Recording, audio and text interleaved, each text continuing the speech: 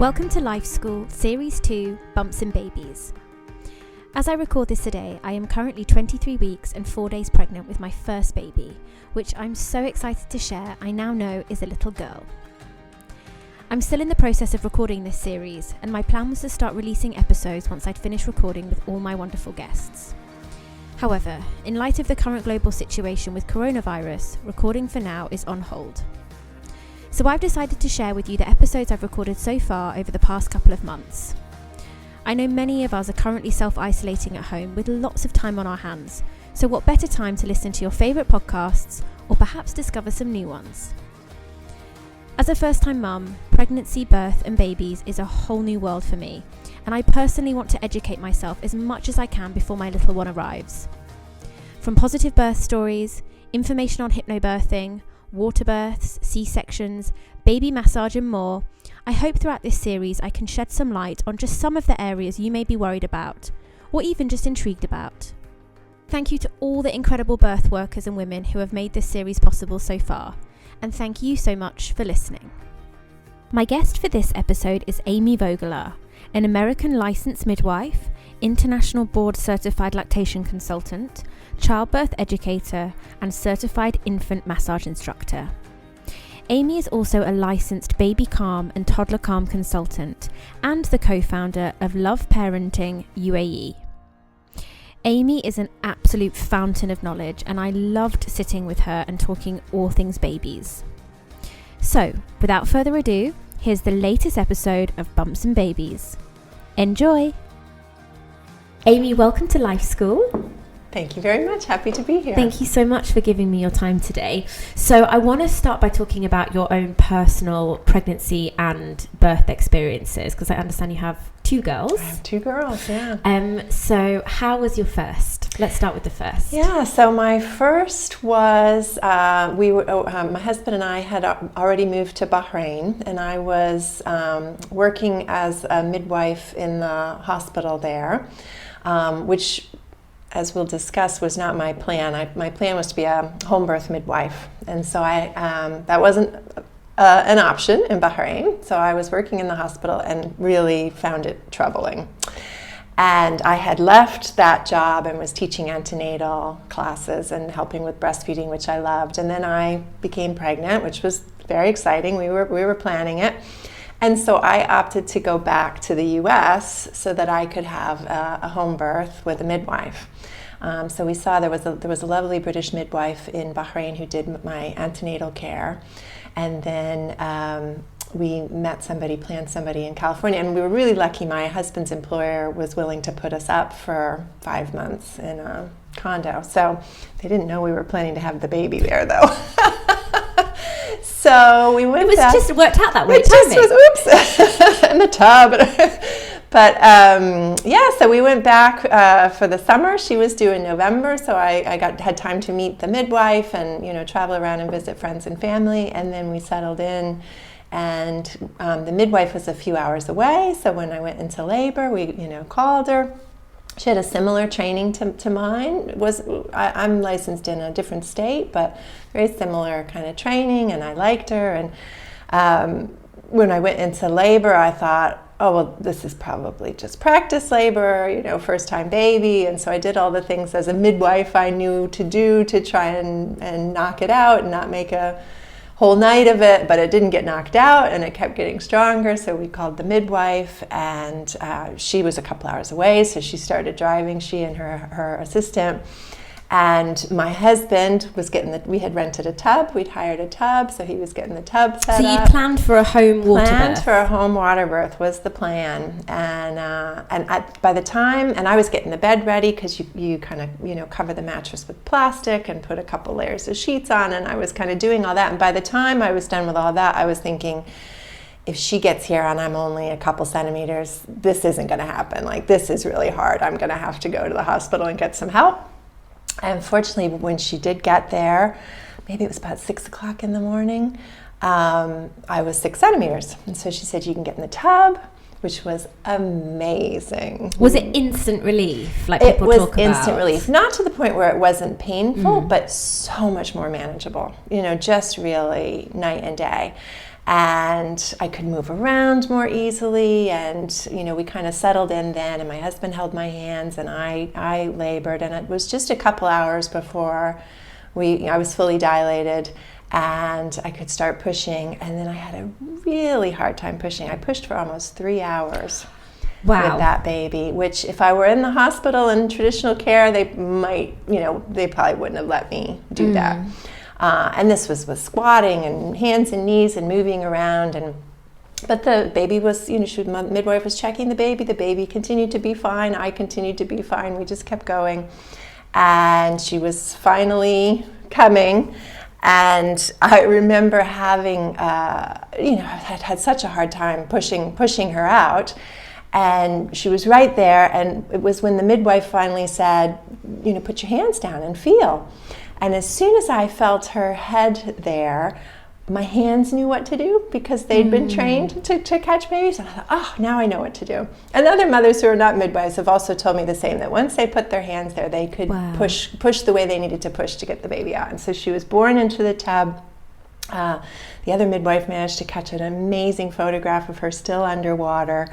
And I was sort of shocked at that point, and I was waiting for the midwife to grab her and put her up, and she said, no, you do it. And so we brought her up, and it was amazing. It was the best feeling on earth to be done because it was such hard work, and I really thought there's no way I'm going to get this kid out of me. She was 4.3 kg and just had rolls on her rolls. Wow. So I could then see why it was so hard to get her out. But it just felt so good to be done, and then to get to meet her. And water birth babies tend to be a little bit slow to kind of come into the world because they're not entirely sure they're out yet. So because they've been used to being in still in the warm water. Yeah. It feels the same. So we have pictures of her kind of looking at us, but she's still quite blue, which is not uncommon in a water birth baby. And so I think one of the midwives finally got her out and kind of stimulated her a little bit, so she coughed up some mucus, but she was absolutely perfect. She was absolutely fine. I then had a bit of a bleed, a bit of a hemorrhage, because my uterus was probably so tired.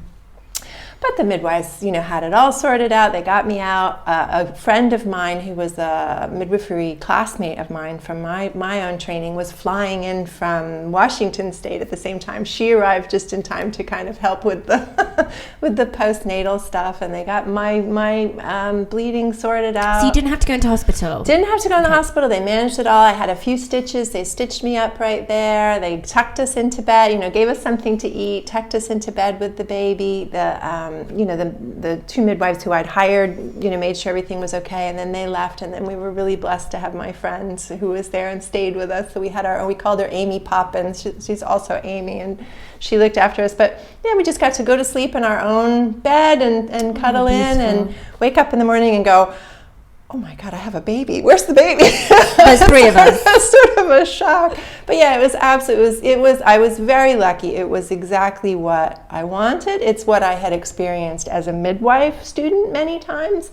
And you never know if you're going to be able to do it. You don't know what cards you're going to get dealt. Is there going to be some kind of problem or emergency, or does labor stop? Do you need to go in and get help? So I was really, really very pleased with how it worked. Yeah, and I think because I'm planning a water birth, but it is that thing, isn't it? I always say with the caveat of, but my baby might have other plans. You just don't know. But I really hope that I can have this experience, because it just, from all the water births I've been watching, yes, it doesn't eliminate the pain, but they are all so beautiful and peaceful, and that ability to be able to have your baby, well, sometimes, pull your baby out, but then also have it on your chest immediately and have that time. I just think, it's amazing. It's pretty nice. If given the option, that's definitely what I would recommend. Yeah. And then so with your second. Yeah, so then with my second. Did you also want a home I wanted water to birth? do another home birth, water birth. I had a miscarriage between the two. So this is the other thing. You don't get to control much of anything. How soon after was it? So I fell pregnant when my first was about 1.5. Okay. And so we had the plan that we would go back to the same place, and my sister was in pharmacy school at that time, and it was the baby was going to be born in January, so she would be available during her winter break to come look after the toddler, because that was the tricky thing. And then we could have the same midwife and, hopefully have the same experience. Well, I miscarried. I lost that pregnancy I was 11 weeks when I found out, but the baby had stopped growing at 9 weeks. So that was devastating, of course, and that whole plan got thrown out. So when I very fortunately became pregnant again, the timing didn't work out. So I didn't have anybody who could be with my older daughter, because with a toddler that age, by then she was going to be 3, but you just don't know if they're going to want to be at the birth or want to be there the whole time. They need somebody who's with them the whole time, even if they're going to attend. So it was too complicated. And she was in nursery, and so by that point we'd moved to Oman, and I was not working there. But so I saw a doctor. There was no option of seeing a midwife for antenatal care. You'd get the midwife who was on call at the hospital. They kept saying they had a pool, they had a tub. But when you went, you said, "Oh, great! Can I use it?" "Oh no, we use it for storage." They had it full of junk, so they'd market it as having a tub, but there was no tub that you could actually put water. I've heard that this goes on a little bit still. It does happen, yeah. Yeah, I've been warned that the tubs are there. Yeah. And they market it, but when you actually ask them to fill it up, it's a different story. Yeah. That one was never filled, as far as I know. And so, but I knew that. So I ended up writing up a 6-page birth plan. I was the nightmare patient, because I knew exactly what I wanted and what I didn't want. And I went in and discussed that with my doctor, and she ticked off and said, okay. Of course, when it came down to it, there were still points where I didn't quite get the experience that we agreed to. But I think because I had a home birth, because I'd pushed out a 4.3 kg baby at home, they let me kind of do my own thing. And so what we found worked was we got in the shower. As soon as I got there. So with that one, I went into labor by my water breaking first. So I went to bed, felt my water break, which didn't happen with my first until I was pushing. So that was a new experience, totally different start. And waited a bit, and then realized we needed to go in. With second babies, they can come quite quickly. Yeah. So we made our way in, and we got right in the shower. And so I would, during a contraction, my husband would kind of focus the shower on my bump, and then between contractions on my back. And while I would have liked the tub, it was a pretty good second choice. It definitely helped. And I came out of the shower reluctantly when I started to feel like I was going to push. I would have happily stayed there, but they asked you to come out in the bed, yeah. And I think, again, because of who I was and how I'd given birth before, they left us to it pretty nicely. Now, had I been a first-time mother, you'd want more support and help, but my husband knew what to do, and so that was okay. And then when we got to the delivery room, there was not a very nice midwife on duty, and she sort of told me off because I was standing and leaning on the bed, which is a great position to labor in, but also to deliver in. She said, "You have to get on the bed. You can't have this baby on the floor." And I said, "Of course you can. I've delivered lots of babies on the floor." But I knew they were going to want me on the bed. So the compromise that I had agreed to, that I had suggested, was that I would be on the bed on my side with my husband holding my leg, and as opposed to being on my back, which I know really closes your pelvis and can make things much harder and much more painful. And she had agreed to that. The doctor had agreed to that. But then, of course, as I'm lying on my side and my husband's holding my leg and things are happening, she goes, "Well, of course you're going to lie on your back now. You're going to turn over on your back." And I said, "No, I'm not." So anyway, the things that she agreed to in theory didn't always feel comfortable to her in practice, but I did manage to stay on my side, which is a great way. It's a great position to labor in if you need to be lying down or you want to be lying down. And baby came about half the time it spent to deliver, for the whole labor the first time. And rather than 3 hours of pushing, it was about 3 pushes. Nice. So second babies are nice. And same size? Smaller, Oh, actually, smaller. I took care the second time not to eat quite as much chocolate. First baby wanted chocolate every day. Second baby, I said, no. So she was 4 kg. Still, that's quite a big baby. Yeah. And with your second pregnancy, were you a lot more anxious because you'd miscarried previously? Definitely, until I got to the 11 weeks point, for sure. It's hard not to be, and to, of course, question everything you did and were doing. I think that's universal. But once we got past that point and we, got a good anomaly scan and all of that, you never fully stop worrying, do you? They say the work of pregnancy is worry. So yeah, because I told friends and family immediately, but then because my sort of rationale was, if anything goes wrong, these are the people that are going to know anyway. But then I sort of told my wider circle of friends after 12 weeks.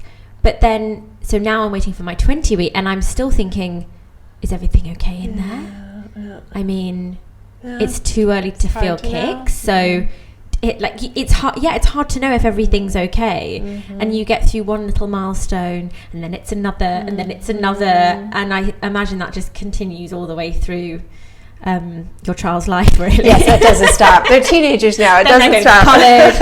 I mean, my mum says that. She's like, I still worry about you. I'm sure she I'm does. like, oh, this is it. So it just starts from day one, basically. As soon as you get that positive result, the worry starts. Yeah, for sure. Yeah, for sure. And it's hard to, it doesn't eat me up on a daily basis, but just a few days before a scan, I start thinking, what if everything's not okay? No, I'm sure it will be. I'm sure it will be. So it's definitely it can be all consuming for some ladies, I know, but it's definitely a whole new feeling of worry, like a worry I've never experienced before this there's nothing that you would worry about that much. And so how did you get into this line of work? So you mentioned before you were a midwife. So take us back. Have you always wanted to work with children? I was always interested in children. Even as a young girl, I was always interested in kind of child psychology and education. And so when I went to university, I was kind of thinking that's what I wanted to do. That or theater. No, not theater. That's right. Could have been an Oscar-winning actress. This is the beauty of American university. You can go in not knowing and figure it out. And so I was kind of leaning towards designing my own major in child study, and started taking some women's studies classes, which was kind of a unofficial requirement where I went to university, and got really interested in that, and kind of got interested in women's female sexuality and healthcare. And one day was looking for a paper topic and kind of walking through the stacks in the library, and came upon this section on midwifery, which I had no idea what a midwife was, had never heard of it, didn't know it existed, was not something I'd certainly ever encountered. And I pulled out the books and wrote a paper on it, and was immediately captivated, just absolutely fascinated. And initially kind of fascinated from a feminist political perspective, like what happened to midwives in the US in particular, and why, whereas in the UK they carried on and kind of are the managers of normal birth in many settings. So is the US more like the UAE in that respect? Very that much it's not midwife led, it's more medically led. It's all doctor led, and in fact there you don't even get midwives as assistants. You usually get a nurse, a labor and delivery nurse, and if you have a midwife, she's a certified nurse midwife usually, and she's very much working under the medical model as opposed to the midwifery model. And so I found that all really interesting. And then I had the opportunity to see a couple births with a midwife and realized I actually think this is what I want to do. And so it took me a little while to get there. When I graduated, I had a fellowship to travel overseas. So I traveled for a year, independent travel and research on midwives. So I went to Europe. I went to Holland, which is where my dad is from. And they have an amazing midwifery system and home birth practice. And so I spent 3 months there, and I lived with midwives, and I went to all their appointments, and I went to births in the middle of the night. It was amazing. And so then I was like, yeah, this is really what I want to do. And what I loved about that too is the midwives in Holland, they deliver out of the hospital, but they also can deliver in the hospital. So if the mother wants to go in the hospital, and they'd have meetings with the doctors at the hospital, and it was all in Dutch. So I only understood a tiny little bit of it. It's funny you say that about Holland, because the other day I watched a video in Finland and they midwife-led birth. It was in a hospital, but she let the lady birth on a stool, which I'd never seen before, but I know that this is a very comfortable way and effective way of giving birth. And then attached to the hospital was like a hotel hospital where you can stay for a couple of nights. Yeah, and I was like, wow. Yeah. This is amazing. Yeah. Well, the thing that blew my mind in Holland was when the midwives would meet with the doctors. It wasn't the doctors telling the midwives what to do. It was very much a back and forth. And sometimes the midwives were telling the doctors what to do. It was very much midwives were the experts of normal birth, and the doctors were only there if there was any complication, which is how it should be. That's what all the research shows. So when I got back to the U.S., I went and worked. I had a whole other career for 5 years. I taught sex ed and health ed and did training and traveled around the country and had a wonderful time, but I was just called that I really wanted to do the midwifery. So instead of, in the US, there's 2 paths. You can become a nurse and then a midwife as like a master's level, or you can just go and train as a midwife, which is much smaller numbers. It varies state to state what the law allows. Some states it's still illegal. It's actually illegal. It's illegal still in many. It certainly was at that point. Wow. So I opted to go out to the West Coast and go to Seattle Midwifery School, which was a 3-year direct entry midwifery school. So rather than being trained in the medical system and then becoming a midwife, you learn all the skills under the auspices of midwifery. And it was an amazing experience, lots of hands-on, clinical experience. Absolutely loved it. Passed all my qualification exams, got my license, married my husband the next month, and moved to Bahrain. And was that because he had work in Bahrain? He was in Saudi when we met. Okay. And so I went to midwifery school after having met him. And yeah, we sort of agreed, well, we'll go do Bahrain for a couple of years and then head back. And that was 19 years ago. 18 years ago.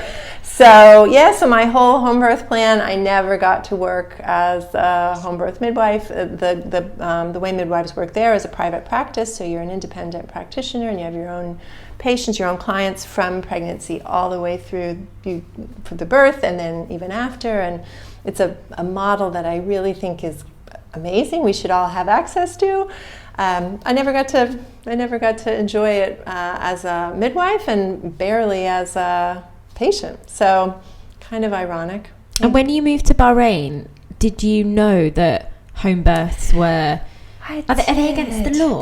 They were actively illegal. And I had talked to, my husband had some midwife friends about, working in the hospital. And when I was pregnant with my first, I did look at whether it would be possible to, if a friend flew out or somebody there agreed to help me. And the problem there and then was, if you had a baby out of the hospital, you had to be able to prove that it was a mistake, that it happened accidentally. If they suspected you planned it, they would call the police. They'd call in the women police and investigate it. And of course, the person who was helping you would be at legal jeopardy, as would you. So, plus, to be honest, at that time, I didn't trust emergency medical services to find us, let alone be able to, if you did have an emergency, you want to have very quick, easy access to help and a hospital, and that wasn't the case. Yeah, I know how hard it is sometimes just to order food here. Yeah.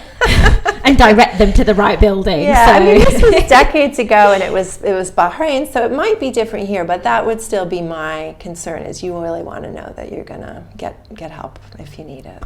And so coming to Bahrain, knowing that you couldn't maybe do or follow the exact path that you thought you were on, how did that then sort of develop to what you do now with Love Parenting UAE? Yeah, well, it's all been a journey that I didn't necessarily plan, and I think that's life. That's what my daughters are now teenagers, and I sort of keep telling them, you don't know what's going to happen. So So I ended up in Bahrain. I tried working in the hospital. That hospital had like an 80% cesarean rate. They didn't calculate it, but this is what I worked out just from. So I delivered caught two babies in the 5 months that I was there, and all the rest, either my shift ended and somebody else took over, but most of them went to theater and had a cesarean. And Amy, why is that? Well, that hospital, I could see why it was. It was very much how the obstetricians practiced. I mean, sometimes cesarean is absolutely necessary and life-saving, of course, but I saw some pretty upsetting things where labor was managed in a way that kind of directed it towards cesarean, or women were even encouraged before they went into labor to just have a cesarean. So that was troubling, and I decided it wasn't for me. You know, I really respect midwives and doulas who work within a hospital system. It is just not my character to bite my tongue and do that. So I was happily employed by another hospital to teach antenatal classes, and I absolutely loved it. I started, and the classes were free. Anyone in Bahrain could come. They were free. I could teach whatever I wanted. It was amazing. It was the dream come true. And so I started out teaching 5-week classes, and I had taught some some pregnancy exercise classes for women as well. But then the couples classes initially were 5 weeks long. And then I gave birth to my own child, and went back to the U.S. and when we came back, went back to work, and realized that I had been focusing my 5 weeks all on birth and preparing women through pregnancy and birth. And now that I was a mother, I realized your birth's going to happen one way or another. That kid's coming out. And it's like maybe 1-2 days. Maybe a day, yeah. If you're very unlucky, 2 or 3 days. But it's going to happen. So yes, you need to be informed. You need to have some skills. You want your partner to feel confident to help you. Very important.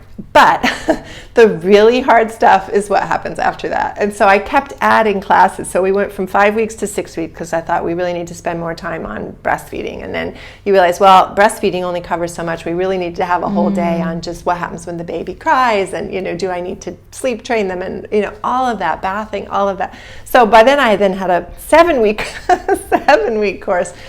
And which was great. It was still free. It was a wonderful experience. And then I could follow up and help people with breastfeeding afterwards, and it was really nice. But then we decided to move to Oman. We moved to Muscat.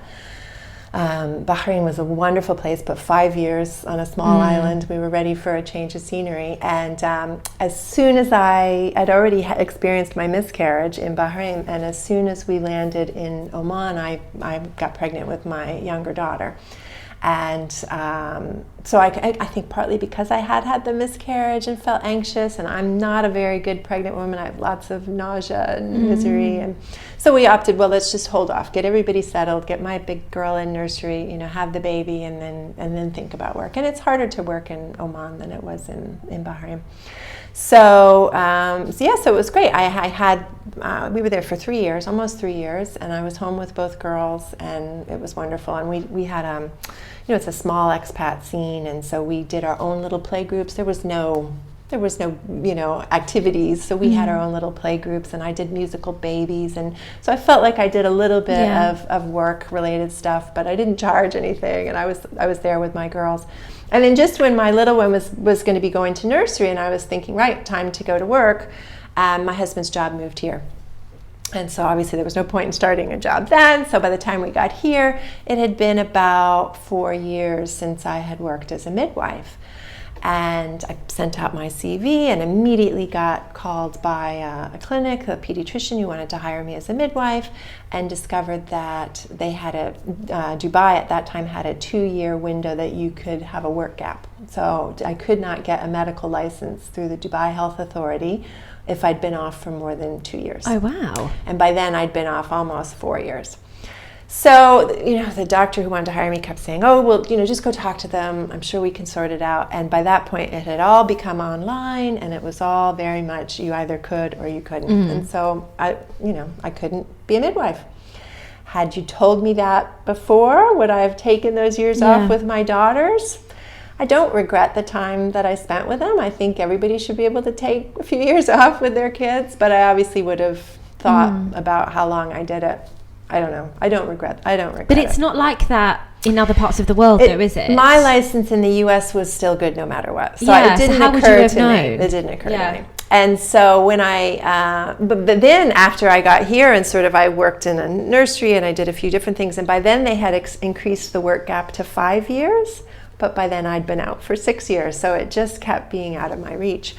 So I worked at a nursery. I managed a baby unit and toddler unit part-time while my kids were still pretty small. It was nice. It was a containable job, right? You're there during the hours that you're there. And then when you leave, when you're you can home, switch you're off. with your kids. And that was perfect. And I started teaching baby massage to get my fix of working with mums and babies. And part of the reason why I did that was there was a woman here who who was a lactation consultant, but couldn't get DHA license. Same lot of women in my position who've had too much time off, and so she was an infant massage instructor. And at that time, Dubai had licensed her as a massage therapist, and so she could work in the clinic as a lactation consultant because she was a massage therapist.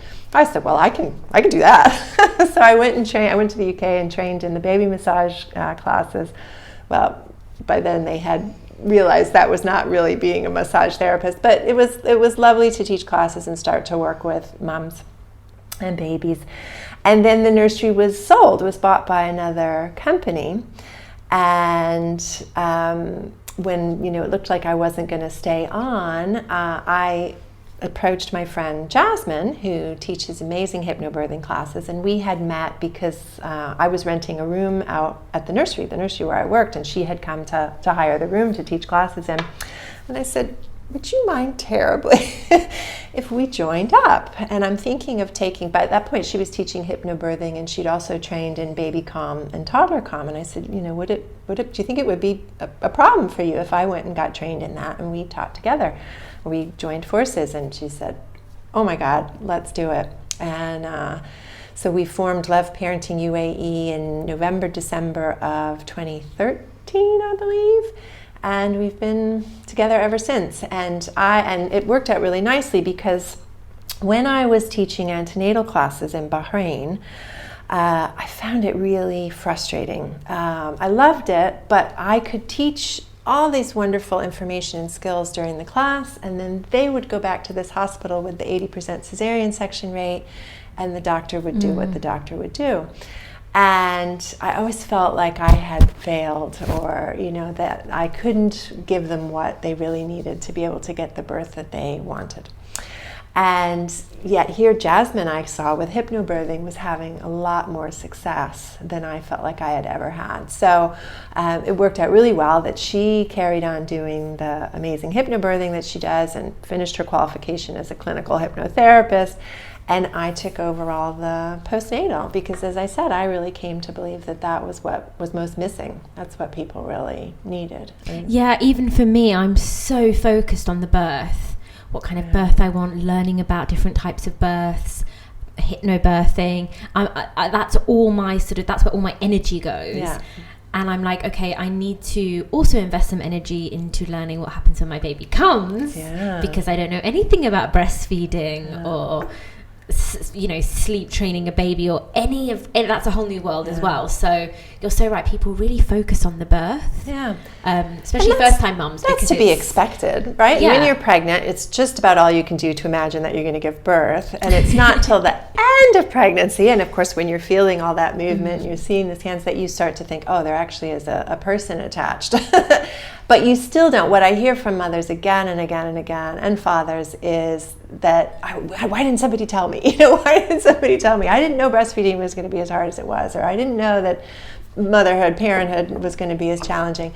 And that was the nice thing about when I taught the whole series, that you came for the birth information and then I snuck in the postnatal information. So Jasmine and I try to do that. A lot of her hypnobirthing families, she strongly encourages that they take some of the postnatal stuff, and then I'm kind of there to catch them when catch the mothers as opposed to the babies once the baby arrives. I've got a mother just now as I was coming over who's just given birth, who I'm supporting with breastfeeding. Oh, wow. So that I find really, really rewarding. And so Love Parenting UAE supports you right from when you first get pregnant to after you've had your baby. So things from breastfeeding to sleep training. So you really help families and women throughout the whole pre and post natal journey. And right even through the toddler years. So I've got a few toddler parenting classes as well. So we get a lot of people who start with Jasmine's hypnobirthing and then carry on right through, because everything kind of has the same approach, very much evidence-based, very much about having a gentle and calm birth and having a gentle, calm, successful breastfeeding experience, and trying to keep the fourth trimester, the first 3-4 months that the baby's on the outside, as calm and gentle for everybody as possible. And then you come to baby massage, and it's all again about how, baby calming techniques, but also just about boosting mothers' confidence and giving them the information and the confidence to trust their own instincts. I find is one of the hardest things, that moms really get a lot of contradictory, confusing advice. They are bombarded, and so finding your own path. That leads me nicely onto something that I've been asking a few ladies so far during this series. What are some pregnancy and birth myths that you'd like to debunk? Because I feel like as soon as you get pregnant, people love to give advice, and it's with the best intentions. But already a lot of the things I'm hearing are quite contradictory sometimes. And sometimes I've already done research on a particular thing, and then someone tells me something, and I think, I don't think that's right. So what are some of the things that you'd like to debunk? Oh gosh, there's so many. It's hard to choose. I tend to focus in on the...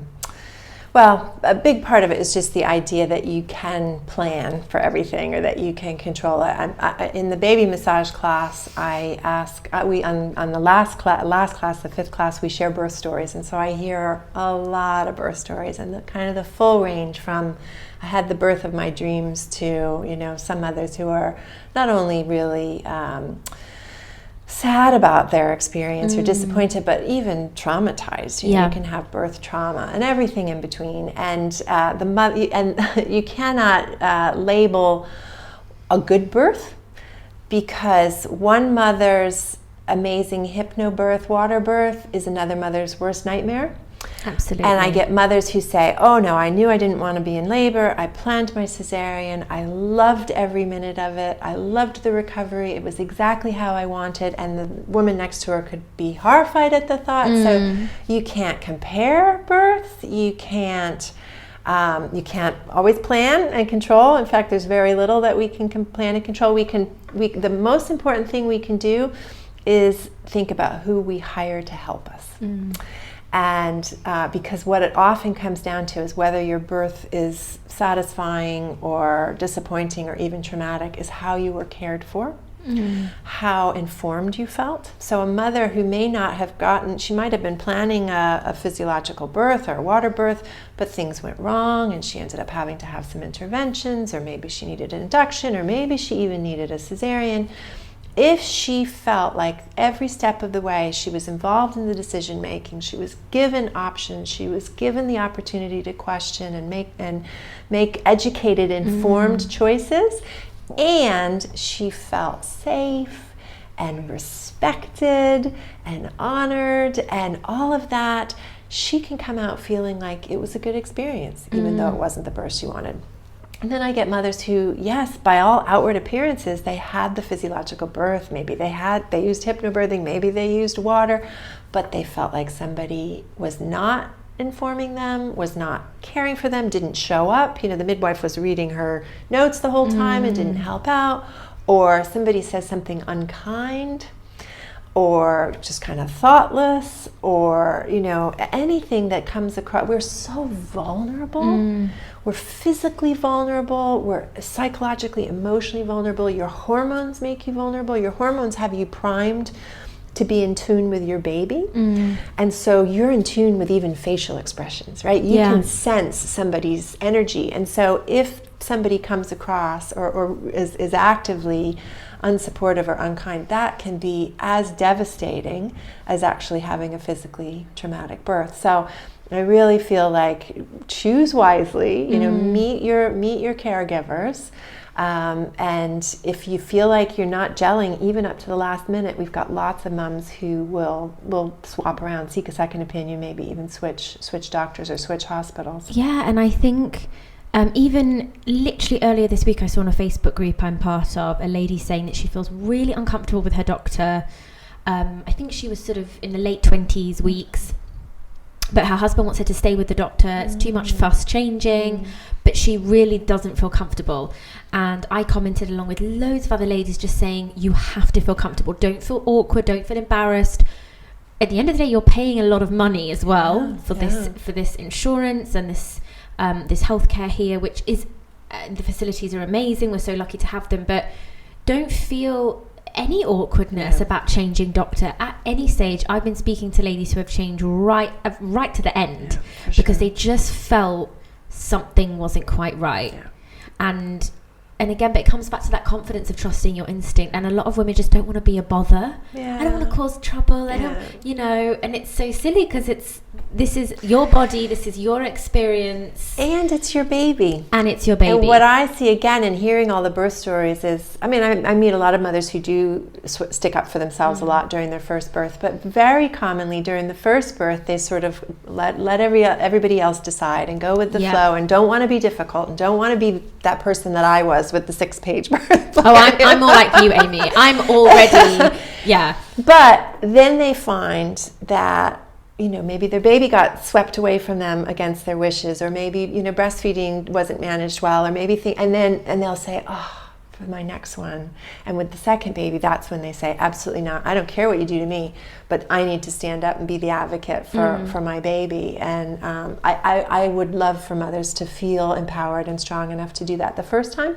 And I feel like where home birth and midwifery is not really going to be your option, I do feel like hiring a doula is one of the best things. Take a good antenatal class for sure, and I think hypnobirthing is great, but having someone there with you at the birth. Yeah, it's really something that from sort of day one, as soon as I found out I was pregnant, I just immediately immersed myself in this world, and I wanted to know so much.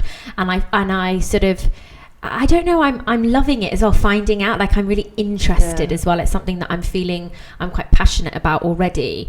And one of the things that I quickly picked up on from friends' previous experiences here, even family, is that, okay, I need to put things in place here.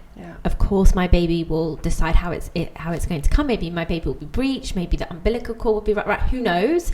But I can put things in place.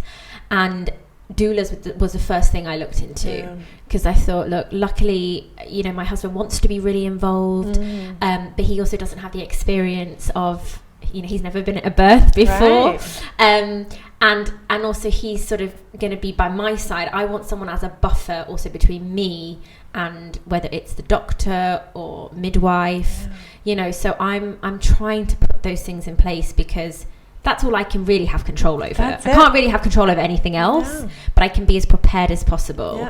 And the doula will support him. So that's the beauty of a good doula, is that she's going to help him with his skills that he's learned in a class, but also just, as you said, he's never been to birth. We have such high expectations of dads to attend their first birth. It's the person they love and their child. It's all very overwhelming. And then we sort of mock them if they get dizzy or pass out. As a student midwife, I got dizzy and wanted to pass out. I've seen student doctors get dizzy and pass out. Well, I was going to say, you must have seen a lot of people, not just fathers, but people just that have never been in that scenario before, just completely lose it. I mean, I said to my husband, look, if you don't want to be in the room, I'm okay. I honestly don't mind, but he really wants to be. He won't want to miss that. He wants to do the hypno, but so I'm like, okay. I've been it really doesn't bother me, because I think I'm not going to force him into a situation he doesn't want to be in. And I know quite a few dads actually that have ended up in the C-section in the theatre, and by accident have seen the other side of that, and that has been have been traumatized. I've also known dads that have then ended up seeing the forceps and just things that it's really been traumatic. Can't get them out of their head. So from day one I was like, look, we don't know how this is going to go, so if you don't you'll be in the vicinity, but if you don't want to be right there. But he seems like he really wants to be, so I'm like, okay, we'll go with that. You can see why you wouldn't want to miss the arrival of your child. Of course, but it's also, I understand how it could be really scary. And that's why I think my husband had 2 midwives there who were really supporting him, and that made a huge difference. And then the second time around, he knew what to expect. Did he surprise you at all, or was he how you thought he would be? He was how I thought he would be. Pretty good. Yeah, he would. And we'd done a childbirth class together, even though obviously I taught classes, but I wanted him to have the class. And it was funny because it was the Bradley class in the U.S., but I think we were the only couple planning a home birth. Maybe there was one other. Anyway, the dad spent the entire class. How will I know when to get to the hospital on time? Wait, no, let's review this again. How will I know to get to that? My husband just kept saying, why are you going to the hospital? Because he was so relieved he didn't have to worry about that. But I think he was exactly how I expected him to be. He has surprised me and surpassed my expectations as a father, for sure. Wow. He's an amazing father. But I think a doula is an important choice, and for people who are not sure how to afford it, I would say put it on your baby shower list. You need it far more than you need most of the junk we have for babies. No, that's a really good point, actually, because it's an investment. Yeah. And the amount of things people buy you. Yeah. Most of it you won't use. You don't need a wipes warmer. You need a doula. So. Yeah. No, it's on my. Luckily, I still have a little bit of time, and it's up there on my priority list. Yeah. It's there, and I hope I can make it happen because everyone I know that's had a doula has just said it is the best thing they ever did. Yeah. So hopefully we can make it happen. So any other myths, particularly pregnancy, because this is where I'm at right now. Well, the one that worries me, if you're hearing some myths, I'm happy to try and debunk them. But the one that I come across again is a doctor promoted myth that I'm seeing a little bit less now, but I'm often seeing mothers whose due dates have been changed because of ultrasounds. I've heard about this. And a first trimester ultrasound is very accurate at dating your pregnancy, how many weeks your baby is. Second trimester, less so. By your third trimester, it's plus or minus a couple weeks. So if you have an early ultrasound, it really upsets me to have mothers told that they're actually due sooner. Or, it never seems to be later. It always seems to be sooner based on their late pregnancy ultrasound, because that's really setting you up for being pushed to be in a hurry. Because then when you're induced, you think that's because you've gone over, but you might have 2 weeks window. You might still have 2 weeks where your baby isn't even due yet. So you want to have a really good menstrual date, if possible, if that exists, or conception date. But a first trimester ultrasound is what I would go with. So for me, I basically had come off the pill in the January, and I was getting my regular periods, and then in the July I stopped getting periods, and it turns out that I had polycystic ovaries, and the pill had been regulating my periods, or it could have been. Yeah. And so my doctor, gave me some advice on what to do, and I was researching about polycystic ovaries. That was in the October. And then at the beginning of November, I was back in her office saying, I've taken 3 pregnancy tests. I'm pregnant. We did the blood test. Yes, you are. So it was very difficult to know exactly when this baby was conceived. I didn't have a last period to go on. So I did do a scan very early on. And she dated me at 6 weeks. 6 weeks, 2 days. And that has remained consistent. So I hope that will be kind of accurate, because I know that here, and correct me if I'm wrong, they also are quite keen to induce, whereas in the UK they're a bit more laid back about letting you go. I think is it 10 days in the UK you can go over by. I don't know. Before they start sort of suggesting the trick now is that some of the research seems to be pointing towards inducing at 41 weeks, though it's still debatable. And so that would be just 7 days over. That's just 7 days. So I don't know what they're doing in the UK, because the UK does tend to be lean more towards non-interventionist. But I know here and in the US, doctors have kind of focused on 41 weeks is safest.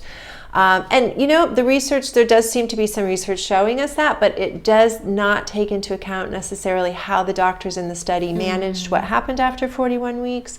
It also doesn't take into account a mother's wishes and plans. So would I have a right to say at 41 weeks, this is the thing. If my baby is okay, if everything is fine, I don't want to be induced? Exactly. You always have the right to decline care. You always have the right to ask, what are my alternatives? What if we wait a little bit longer? What would be the risks and benefits of doing it now as opposed to waiting? And then you have the information.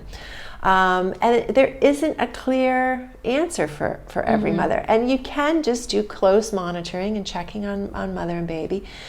Does that mean that you're risk-free? As many midwives say, birth is as safe as life gets. It's very safe. There's always risks. I have risks when I drive home today.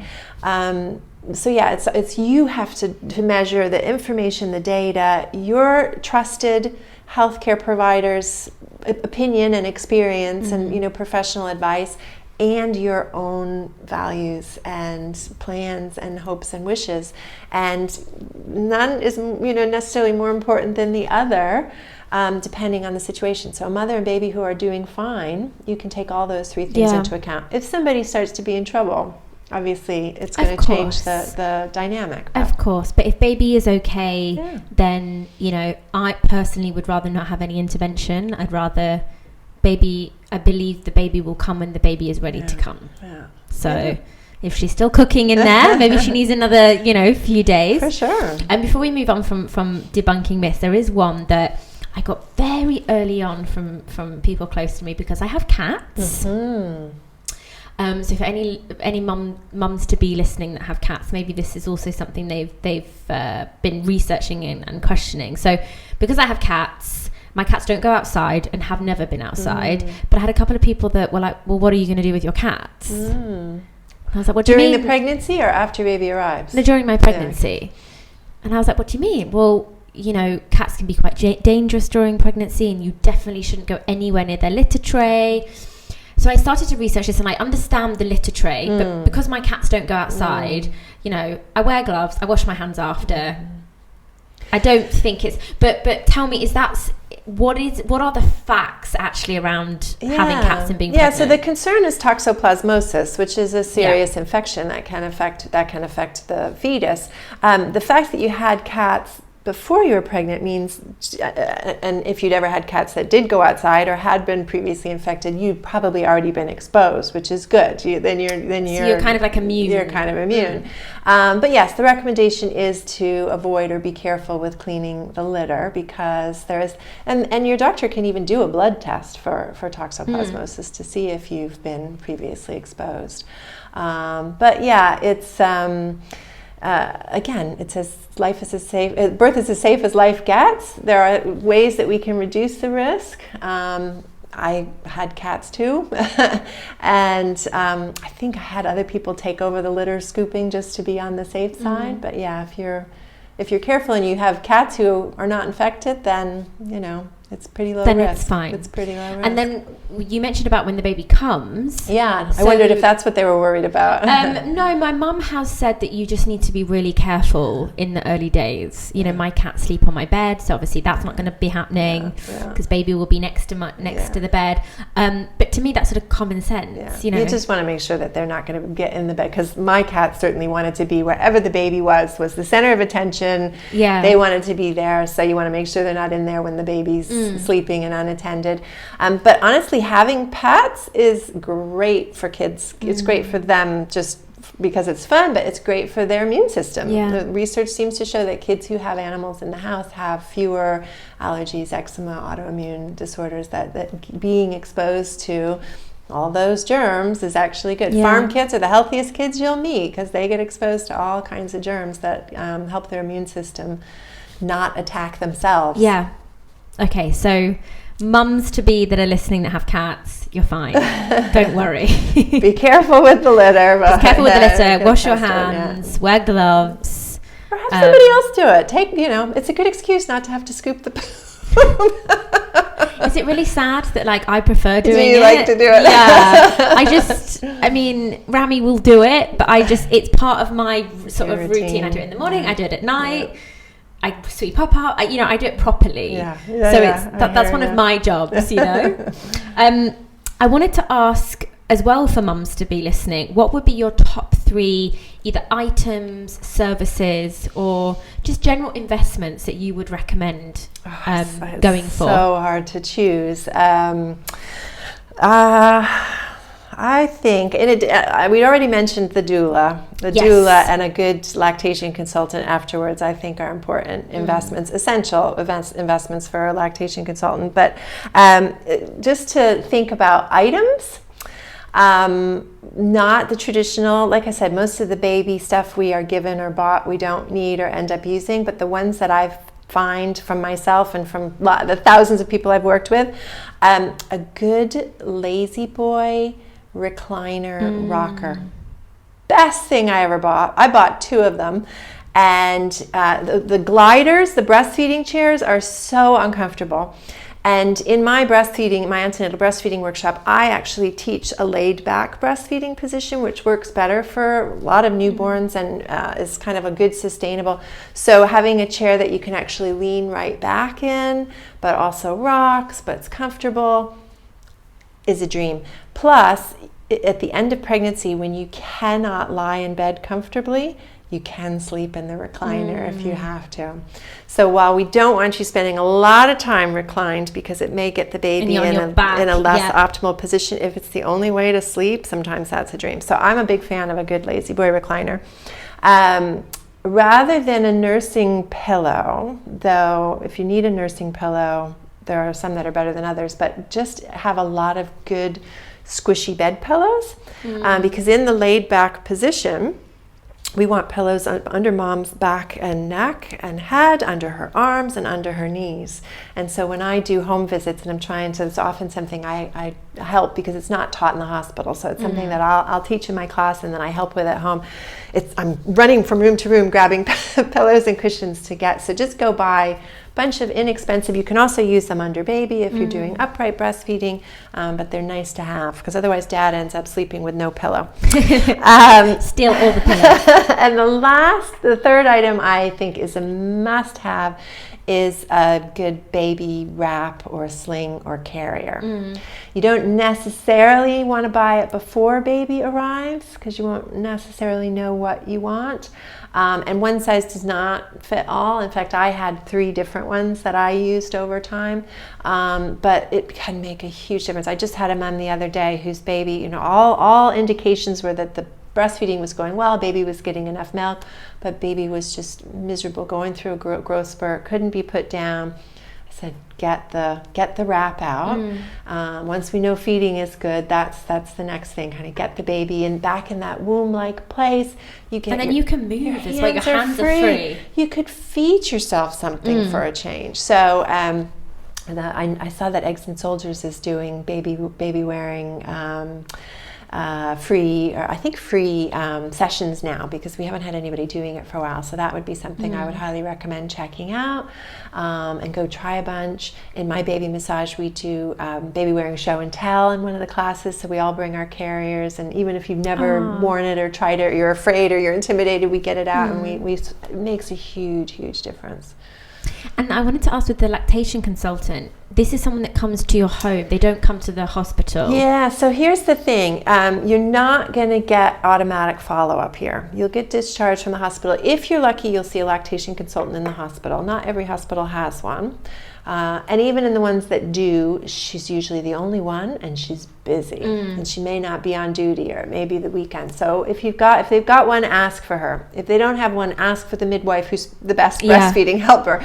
But then every breastfeeding baby should be seen by a breastfeeding specialist minimum 2 times after discharge. So every baby really should be seen between days 3 and 4. and again between days 10 and 14, so around 2 weeks. And that has to be someone who actually knows about breastfeeding. And they're not going to knock on your door. The health visitor does not turn up here. If you're at a hospital that has a lactation consultant, she may invite you to come back and do that, which is great. But otherwise, they basically send you home and say, right, we'll see you at 6 weeks for your postnatal check, and we'll see the baby at 8 weeks for the jab. 8 weeks. 8 weeks. So much can go wrong in that time. Worst case scenario is that the baby doesn't get enough food. Best case scenario is that baby just ends up not getting to breastfeed, which is unfortunate. If the mother's goal was to be able to breastfeed, that breaks my heart. I worry most about the babies who aren't getting enough food. So I encourage people to, in addition to taking a class and kind of learning how to tell yourself if babies are getting enough, you need to set up those follow-up appointments. And is that something you do, Amy? Are you a lactation consultant? I offer it somewhat. I am a lactation consultant. I offer that for people who've taken my workshop, but I'm not medically licensed here. So if it's anything medical, or if it's somebody that I don't know, I really recommend. I love the feedback I get about the ladies at Health Bay Polyclinic. Okay. There's a great lactation consultant at Parkview Hospital who used to be at Health Bay, and there's a couple other people I'm hearing good things about. But they can either come to your house, or sometimes you can go to the clinic. But having someone come to your home, much more comfortable. You can get a midwife out to check you as well, and they need to assess the baby and weigh the baby and look at the jaundice, but they need to watch a breastfeed. And I have yet to find a pediatrician who really has that skill. Yeah, because my mum actually asked me the other day. She said, so when I had my midwife in the hospital, and then a couple of days later she came back to my home and checked in on me, and my mum said, how does it work in Dubai? And I said, do you know what, I'm not actually sure. I need to check that out. So that answers my question. You have to set it up. Your insurance may cover it. It could be considered baby care, but you have to make the motion. Yeah, and it can make a huge difference. And then if there's any problems, it may be more visits than that, right? Two is the minimum. They may need more help. But then once you meet that midwife lactation consultant, she can often do your well baby care. So the ladies at Health Bay have baby clinic, and you can go and get your weight checks and your developmental checks, and they can even do the jabs. That's what I recommend. You want a pediatrician if you've got an unwell child. You want a midwife lactation consultant for well baby care. Okay, another thing on the list. I know. My list is getting longer by the week. Yeah. Okay, we're going to do a quick fire round now. Okay. I mean, we've kind of touched on this already, but what's your one piece of advice for first-time mummies like myself? My one piece of advice is be careful with other people's advice. If you're getting advice, or you're reading a book, or you're listening to a podcast or a program, and it's just not seeming right to you, or it's not working for your baby, don't assume that you're doing it wrong. Just throw that advice away and look for something else. There's such contradictory advice. You pick up one book and it'll tell you one thing, and you pick up another book, it will tell you the opposite. And so the trick is to find what makes sense to you, which will be different after your baby arrives compared to what you think before baby arrives. And then also what works for your particular baby, because each one is different. And if you're trying to squeeze your baby into a box that they don't fit into, not only is that, do I feel bad for babies, but I see mothers suffering and just beating themselves up and agonizing and feeling like utter failures. Yeah.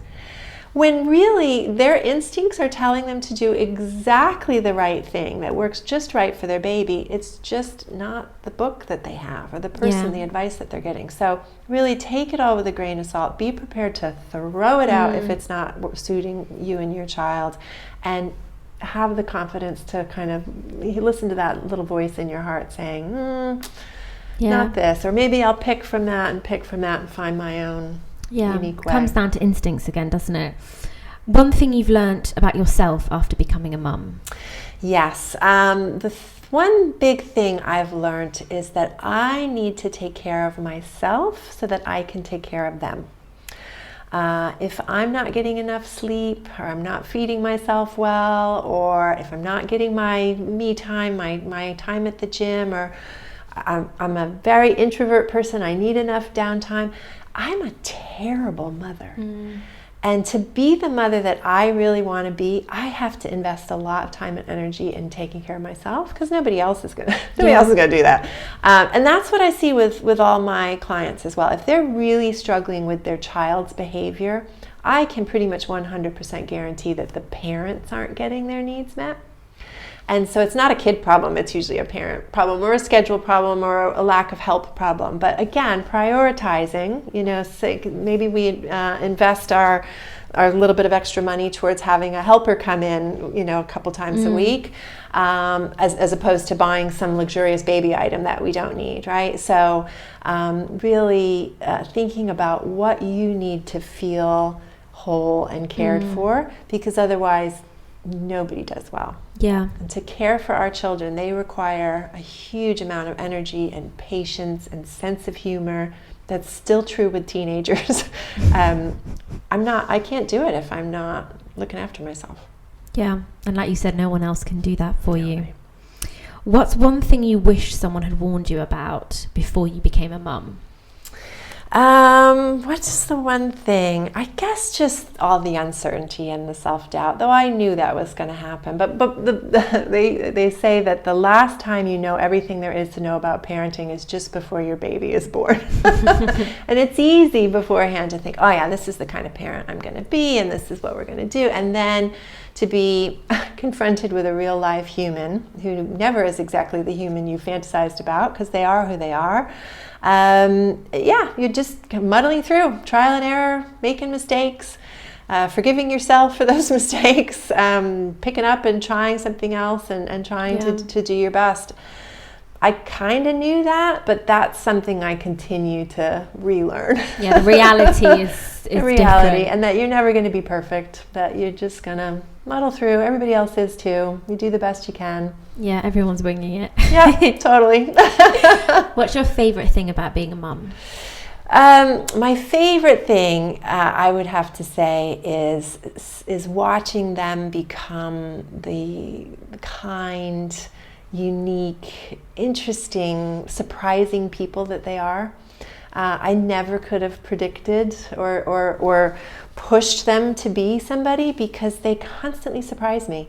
The things that they feel passionate about, the things that they're good at, the kind of people they are. It's just, I find it quite miraculous and fascinating. And I've heard it just gets better and better and better. Yeah, it does. I mean, it's fun to see who they are becoming now as young women, but even as infants, to spend the time to get to know the person who the universe sent you was just endlessly fascinating to me. And thinking, well, my friend's baby does that, but nope, that's not who I got. I got this one. And then, when you have one baby, you sort of think, well, this is what babies are like, or this is how I raise babies. And then I had a second baby, and she was so different. It was really this realization of, no, that was just the person you were, and that was what you needed at that time in your life. And this person is different and has different needs, and it changes every week when they're small. If you find it stressful, or if you're trying to, this is my theory, if you're trying to fit them into this box that they don't fit in, I think everybody's going to be miserable. But if you the parents I see enjoying it are the ones who kind of take it as a science experiment, and they're observing and they're experimenting and shifting what they do. That's when it becomes, it's a science, it's an art, it's fun. I think that's what my brother and I have been so lucky with my mum, because and I'm only really, really seeing this now as I get older, and I'm now pregnant. She just encouraged the things that we were naturally drawn to, rather than, when you're little, you try a bit of everything, don't you? But things that we were naturally interested in, she would then encourage and support with. And I think that's something I want to take in, because sure, there's different influences, but I believe that they come out who they are. They are their own people. So I think, a lot of times, and maybe that's, pressures from other family members, or just things maybe you missed out on that you want for your child. You have the best intention, but maybe it's not for them. So there's a wonderful theory by a woman named Alison Gopnik called about the gardener parent and the carpenter parent. And the carpenter the carpenter, right? They've got a plan, and it's measured and it's defined, and if you follow the instructions to the letter, you're pretty much going to get the end result that you planned for. There might be a few variations, but you're going to get that item. The gardener parent, gets a seed, plants the seed, has to, make sure the soil is right and water it and make sure the light is right. And it's not doing so well here, so we're going to move it to a different spot, or we're going to add more water or less water. And you nurture it, but you have no idea what you're going to get or how it's going to turn out. And it's kind of a miraculous, wonderful thing at the end. And I just find that really defines my feeling about it. That if I was trying to work to a plan and end up with a set result, we'd all be really disappointed, and it would be just unrealistic. But to kind of think, can I get the environment just right so that this little seed can become exactly the tree that it was destined to become, that I find really much more fulfilling. I love that. Yeah, that is so beautiful. Okay, last question, Amy. What does motherhood mean to you in 3 words? Growing and raising humans. Like the seed. That's what it means to me. Yep, exactly. That's amazing. And this is what's happening right now in my tummy. I mean, that's the thing when you think, why am I so tired? Or why am I so... You're growing a person. You're growing a person. And then when they're out and you don't get anything done, you find... I mean, my mothers all say, I sat on the couch all day and I got nothing else done. You kept that baby alive all day and you gave them everything they needed to thrive. It is a daunting, exhausting, 24/7, but really fulfilling, awe-inspiring thing that we're doing. I think mothers are superheroes. I do. I see a lot of mothers, and I've yet to meet one who's not a superhero. Amen. For sure. Amy, I'm going to put all your information in the show notes so people can find you on Instagram. Great. They can visit your Love Parenting UAE website. We're also going to have your business partner Jasmine on the podcast as well next week. So thank you so much. And I'm definitely going to come to some of your classes. And just thank you for all your knowledge and wisdom. So thank you. Great, thank you. It was my pleasure. Thanks, Amy. Thank you so much once again to Amy for her time and knowledge. You can find links to Amy's social pages, website, and her contact details in the show notes below. If you'd like to find out who my guests will be on the next episode of Bumps and Babies, please do follow us on Instagram @LifeSchoolME, where you can keep up to date with all our news and find information on all our amazing guests. And finally, I would be so grateful if you could show some love and please rate, review, and subscribe to Life School ME the podcast to help us reach and hopefully inspire more listeners. Thank you for listening to Life School. Conversations to inspire action.